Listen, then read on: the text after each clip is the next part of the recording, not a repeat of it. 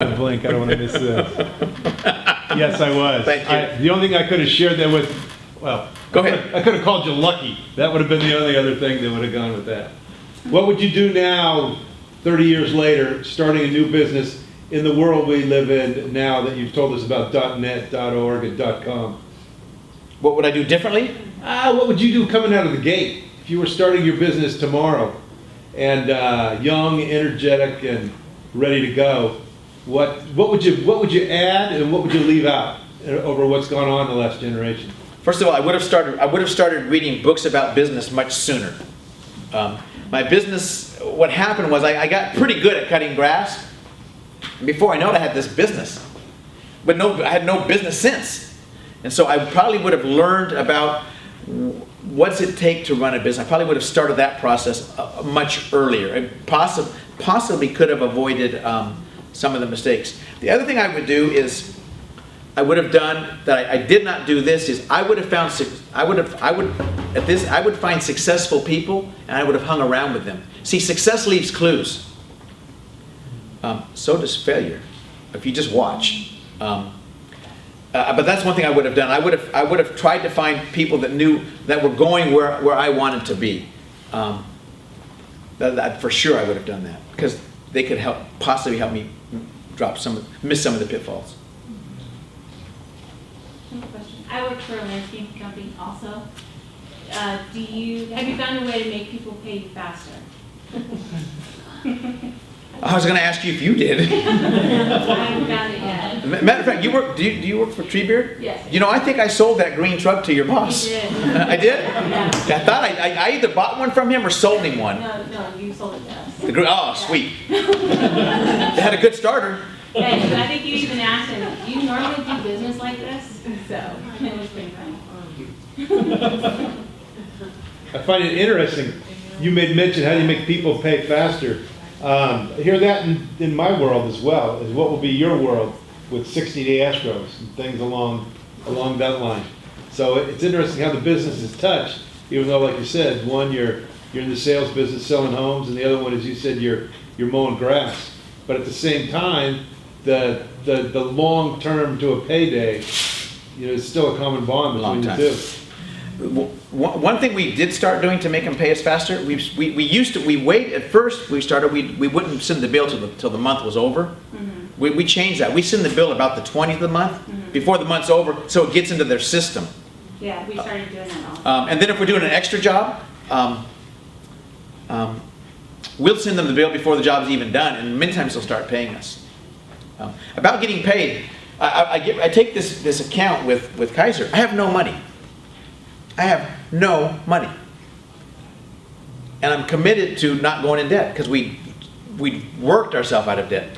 So what happened was, when we started negotiating for this contract, I'm negotiating with a woman. Her name is Susan Allison. I never met her. I'll never forget her name.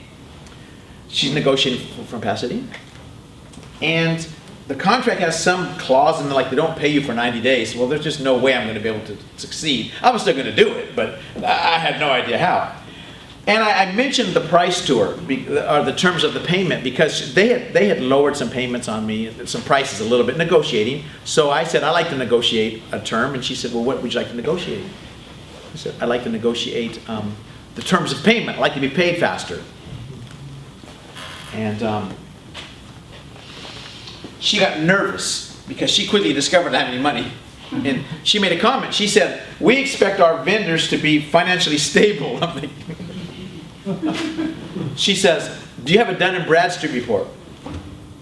I said, of course I do. And so she said, I need it in my office in the morning. This was back in fax machine days. I said, okay, I'll fax it to you. So I hang up the phone, call my accountant, and say, hey, what's a Dun & Bradstreet report? I never heard of it. And so he said, oh, that's a report that evaluates the stability of your business. I said, well, I need one. Now, he said, well, it takes 10 days to get one. I said, 10 days. I said, here we go again. So I'm thinking, I didn't sleep that night because I'm going to lose the contract before it starts. She's not going to wait 10 days. I call up the office the next day. So hello, may I speak to Susan Allison? Her assistant says, I'm sorry, she's been called out of town. And anybody want to guess how long it'll be till she comes back? 10 days. So she comes back, I got the Dun& Bradstreet report, she gets it. And I think it got there about the same time she did. She calls me back. She said, well, I want to talk to you. She said to me, you want to talk about the terms of payment? I said, yes, I still want to talk about the terms of payment. She says, well, how would you feel about getting paid quarterly in advance? That's what I said. I said, hold on a second. I said, did you say quarterly in advance? And she says, yes. So I said, that'll be fine. So we're about 2 weeks away from starting this contract, which I mean, I've got to buy trucks, I've got to find employees, I've got to buy multiple lawnmowers. And I said, talking to her on the phone, I said, you said that you're going to pay me quarterly in advance. Can you define advance?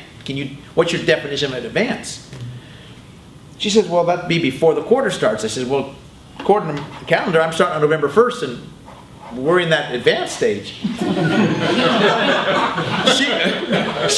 She says, well, I can have a check ready for you. She said, we're in Pasadena, I can have a check ready for you on Friday. I said, did you say Pasadena?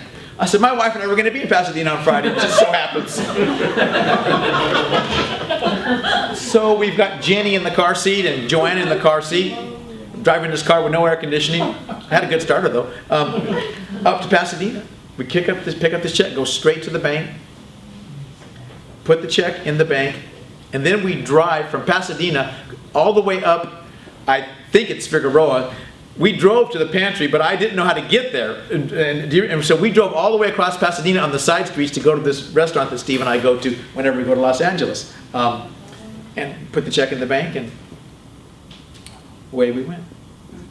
One time while I was broke, bought a brand new lawnmower, saved up the money, $600, $700, but I was not buying things on cash, on payment anymore. Bought this lawnmower,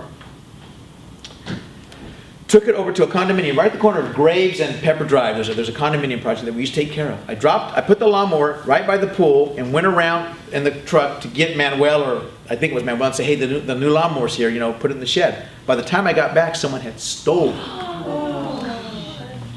it. That stuff happens, and it happened, but you can't quit. But I didn't know I had to start saving money again for another lawnmower. I don't know who got my lawnmower, but so. Another question. Business goals looking forward now, the next, I guess I'll say 30 years. What do you have in store for that? What's your plan?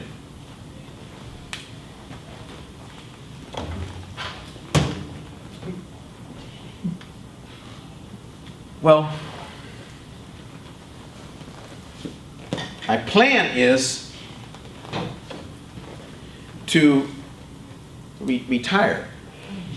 The problem is finding somebody that has the ability to run a business this size. It's not that it's an empire, but it's hard to find somebody that has the. Can you do it? Oh, I was gonna say, what's your number? I'm off the routine right now. So that's part of We can do it. part of my plan. But right now, my oldest daughter runs the company, but she keeps threatening to make me a grandfather, and so that's going to change things. That was actually my question, was if they're a part of your business too. Well, the oldest daughter runs the company. Lives over there. Daniel works for the company. David has worked for the company. I think you worked in the office a couple of days. Editing. Yeah, editing. My youngest son has a desire, and he has the skill set. So I'm hoping that one of them will want to do it. So your exit plan is to keep working? Is that what I'm hearing? As little as possible. Uh-huh. But I'm ready to go. I'm ready to leave. I'm old enough now to understand why guys that start businesses that become public agencies get voted out. I mean, that's me now. I'm the dinosaur. I'm the one that's out of date. Just recently, my daughter has taken over our largest account, and all the women, or all the people that run this, that I work for at Kaiser, they're all women. They so appreciated me turning it over to Joanna, they told me thank you. So, Question. What did you and Julie rely on, or who did you speak to, I don't know what it is, to help you persevere as a couple and as a marriage during this hard time? you want to talk? You don't have to. We found people that were older than us and that were a little bit more ahead in life, and we sought them out and kind of built a relationship with them so that we could learn from them. And so they kind of helped us to walk through things.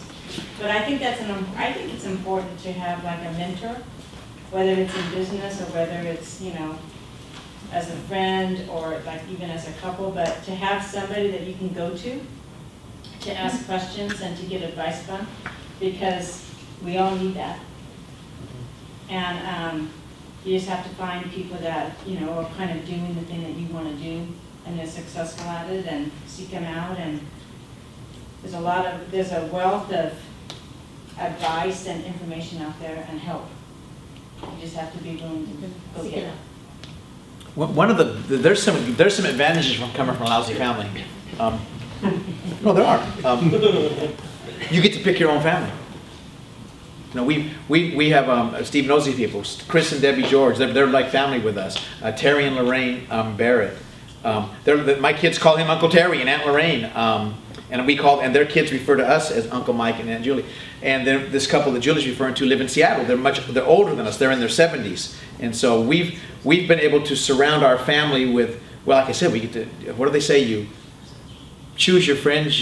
How's that go? You inherit your relatives and you choose your friends. Well, we had to disinherit all our relatives. We got to choose our relatives, and that's a huge advantage. It took me a long time to figure out that it was an advantage, because everything being equal, it'd be better to come from a good home, right?